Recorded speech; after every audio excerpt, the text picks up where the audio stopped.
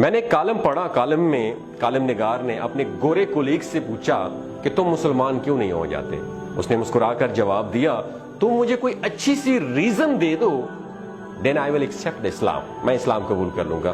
تو وہ کہتے ہیں کہ میں نے اسے اسلام کی حقانیت اور نبی کریم صلی اللہ علیہ وآلہ وسلم کی زندگی کے بارے میں بے شمار واقعات سنا ہے۔ میں نے ان لوگوں کا حوالہ بھی دیا جو عیسائیت، یہودیت، بدھزم اور ہندو مت چھوڑ کر مسلمان ہوئے تھے۔ میں نے اسے یہ بھی بتایا کہ تم مسلمان ہونے کے بعد سیدھا جنت میں جاؤ گے، اور بڑی توجہ سے وہ میری بات سنتا رہا۔ میں خاموش ہوا تو اس نے ہنس کر کہا، ہماری کمپنی میں 2 درجن مسلمان ہیں، تم مجھے کسی ایک کا حوالہ دو جس کو دیکھ کر میں مسلمان ہو جاؤں۔ وہ کہتے ہیں کہ میں حیرت سے اس کی طرف ہکا بکا ہو کر دیکھنے لگا تو وہ بولا، تم مسلمان اگر مل کر بھی اخلاقی لحاظ سے ہمارے کسی کرسچین ساتھی کا مقابلہ کر لو تو میں مسلمان ہو جاؤں گا۔ وہ رکا اور اس کے بعد وہ کہتے ہیں کہ مجھ سے پوچھا، کیا تم لوگ حلال کھاتے ہو؟ تو وہ کہتے ہیں کہ میں نے سینے پر ہاتھ رکھ کر جواب دیا، الحمدللہ مسلمان حرام نہیں کھاتے۔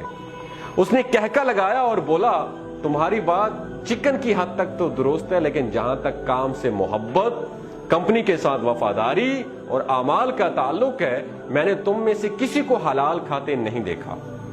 دفتر آنے کا وقت 9 بجے اور چھٹی کا وقت 5 بجے، لیکن تم لوگ ہمیشہ 5-10 منٹ لیٹ آتے ہو اور جلدی نکل جاتے ہو، جبکہ میں روزانہ 8:45 بجے دفتر پہنچتا ہوں، اپنا سامان ڈیسک سیٹ کرتا ہوں، کوٹ اتار کر لٹکاتا ہوں، لیپ ٹاپ آن کرتا ہوں اور ٹھیک 9 بجے کام سٹارٹ کر دیتا ہوں۔ میں شام 5:30 بجے دفتر سے نکلتا ہوں، آدھا گھنٹہ اپنی چیزیں سمیٹتا ہوں، میز اور ڈیسک صاف کرتا ہوں، کرسیاں سیدھی کرتا ہوں، پردے سیدھے کرتا ہوں، لائٹس آف کرتا ہوں، درازیں لاک کرتا ہوں اور پھر دفتر سے نکلتا ہوں، جبکہ تم لوگ 4 بجے کام بند کر دیتے ہو اور گھنٹہ ٹہل کے گزارتے ہو اور ڈیسک صاف کیے بغیر اور اپنی چیزیں سمیٹے بغیر نکل جاتے ہو۔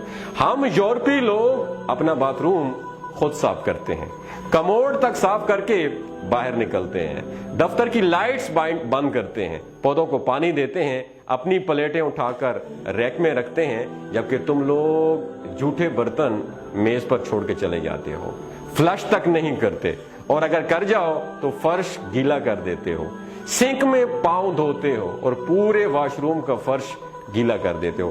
تو وہ کہتے ہیں کہ میں نے آپ میں سے کسی شخص کو لائٹس بند کرتے نہیں دیکھا۔ آپ کے لوگوں کے ڈیسک پر پورا ایک میس ہوتا ہے، دسترخوان ہوتا ہے، کوئی چیز ترتیب سے نہیں ہوتی ہے۔ آپ لوگوں کے لباس پر بھی سلوٹیں ہوتی ہیں اور ہاتھ بھی گیلے ہوتے ہیں۔ آپ لوگ دوسروں کی طرف دیکھ کر مسکرانا بھی جرم سمجھتے ہو۔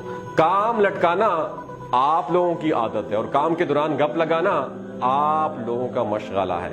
آپ لوگ کھانا بھی نہایت بدتمیزی سے کھاتے ہو، منہ سے چپ چپ کی آوازیں نکلتی ہیں اور چائے بھی شڑپ شڑپ کر کے پیتے ہو۔ ہم یورپی لوگ کسی کی پیٹھ پیچھے باتیں نہیں کرتے جب تک کہ آپ لوگ سارا دن دوسروں کے نقص نکالتے رہتے ہو۔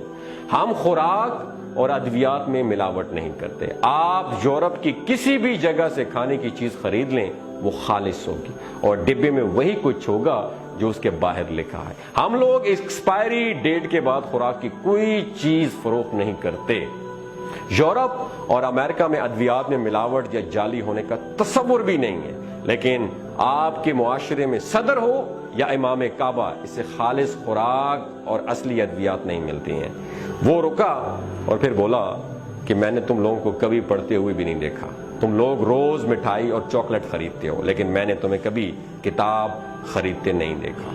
کتاب اور علم سے یہ دوری میرے لیے حیران کن ہے۔ ہم مرغی ہو یا گائے ذبح کرتے ہیں جب ذبح خانے ہوں، شہریوں کو اس کا خون نظر آتا ہے اور نہ ہی اوجڑی، جبکہ تم لوگ روزانہ گلیوں اور بازاروں میں جانور ذبح کرتے ہو اور اسے نالیوں میں تڑپنے کے لیے چھوڑ دیتے ہو، اور آخر میں اس کی آلائشیں چوکوں اور گلیوں میں پھینک کر چلے جاتے ہو اور انہیں کتے، کوے اور چیلیں بھنبھوڑتے رہتے ہیں۔ تم تنور پر چلے جاؤ یا قصاب کی دکان پر، وہاں مکھیاں اور کاکروچ تمہیں ویلکم کریں گی۔ تم اپنے مولوی حضرات کو دیکھ لو، ان کا لباس گندا، حلیہ بے پرواہ اور پیٹ حدیں کراس کرتا ہوا نظر آئے گا۔ سوال یہ ہے کہ جو شخص اپنے 6 فٹ کے قد پر اسلام نافذ نہیں کر سکا، اس سے مجھے کتنا ایمان مل جائے گا؟ اور آخری بات، کیا تمہارے معاشرے میں عورتوں، بچے اور کیا جانور یہ محفوظ ہیں؟ کیا مسلمان ملک میں 10% خواتین بھی بے خوف ہو کر گھروں سے نہیں نکل سکتی ہیں؟ تم لوگ بچوں پر تشدد کرتے ہو اور جانوروں کو بھی پتھر یا ڈنڈا مارنا اپنا فرض سمجھتے ہو، تو پھر تم بتاؤ میں تم میں سے کس کو دیکھ کر اسلام قبول کروں؟ اسلام بے شک عظیم اور شاندار مذہب ہے، لیکن تم مسلمان کسی بھی زاویے سے اچھے دکھائی نہیں دیتے۔ دنیا کی ہر بیماری، ہر برائی تم لوگوں میں کوٹ کوٹ کر بھری ہوئی ہے، لہٰذا پھر میرے جیسے لوگ یہ سوچنے پر مجبور ہو جاتے ہیں وہ مذہب جو آج تک اپنے ماننے والوں کو نہیں بدل سکا، وہ کالم نگار کہتے ہیں کہ وہ گورے نے کہا کہ مجھے کیسے بدلے گا۔ دوسرا، وہ گورا کہہ رہا تھا کولیگ اپنے ساتھی کالم نگار کو کہ دوسرا اگر میں مسلمان ہو بھی جاؤں تو میں کروں گا کیا میں بآواز بلند ڈکار مارنے کے لیے اسلام قبول کروں یا عورتوں کو گھورنے اور 40 انچ کی کمر کے لیے مسلمان ہو جاؤں؟ تم مجھے کوئی ریزن تو دے دو، میں ابھی کلمہ پڑھتا ہوں۔ وہ خاموش ہو گیا۔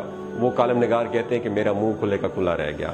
شیخ فرید صاحب رکے، یہ کالم نگار تھے، ان کا نام تھا شیخ فرید صاحب، رکے، پھر لمبی لمبی سانس لے کر بولے میں اس گورے کی باتوں پر آج بھی شرمندہ ہوں، اور میں نے اس کے بعد کسی غیر مسلم کو تبلیغ نہیں کی، اور میں یہ مانتا ہوں کہ میں 84 سال کی عمر میں خود کو مسلمان نہیں بنا سکا، میں اسلام کے معیار پر پورا نہیں اتر سکا۔ اب سوال یہ ہے کہ اس گورے نے کون سی بات غلط کی تھی؟ آپ سے پوچھ رہا ہوں، کیا ہم مسلمان ایسے مسلمان نہیں ہیں؟ دنیا میں ہر سال صفائی پسند، پرسکون اور پرامن ملکوں کی فہرست شامل ہوتی ہے۔ خوش رہنے، کام کرنے اور سستے ترین ملکوں، تعلیم، انسانی حقوق، انصاف، ماحولیاتی نفاست، پینے کے صاف پانی، خالص خوراک اور کامیابی کے برابر مواقع پر بھی ڈیٹا شائع ہوتا ہے، اور تمام غیر مسلم ملک ان شعبوں میں ایک دوسرے کا مقابلہ کرتے نظر آتے ہیں، مگر میں نے کبھی اسلامی ملکوں کو اس فہرست میں نہیں دیکھا۔ تعلیم ہو، صحت ہو، صفائی ہو، انصاف ہو، انسانی حقوق ہو، رواداری یا بھائی چارہ ہو، خدمت یا اخلاقیات کے شعبے ہوں، یا پھر کتب بینی یا ہنرمندی، اس میں کبھی سعودی عرب یا پاکستان کا نام نہیں آیا۔ ہم پورا عالم اسلام سال میں جتنا کاغذ استعمال کرتے ہیں اتنے کاغذ امریکہ کا ایک شہر بوسٹن ریسرچ پیپر میں استعمال کر دیتا ہے۔ کتاب خواہ اسلام کے بارے میں کیوں نہ ہو، لیکن اس کے سب سے زیادہ خریدار امریکہ اور یورپ میں پائے جاتے ہیں۔ قرآن مجید اور احادیث پر سب سے زیادہ ریسرچ یورپ میں ہو رہی ہے۔ خانہ کعبہ کے فرش کا ماربل بھی یورپ سے امپورٹ ہوتا ہے، اور اسے اٹلی کی کمپنیاں کاٹتی اور پالش کرتی ہیں، اور یہی اسے فرش پر لگواتی ہیں۔ عالم اسلام کی تمام مساجد میں اذان اور تلاوت بھی یہودی کمپنیوں کے ساؤنڈ سسٹم سے نشر ہوتی ہے، اور ہم سب لوگ ادویات بھی انہی کی استعمال کرتے ہیں۔ لہٰذا پھر یہ سوال ہے کہ اقوام عالم کی گلیوں میں اسلام اور مسلمان ہے کہاں؟ ہمارا کنٹریبیوشن کیا ہے اور کہاں پہ ہے؟ دنیا جہاں کی برائیاں، خامیاں، کمزوریاں اور آزمائشیں صرف ہمارے کھاتے میں کیوں درج ہوتی ہیں؟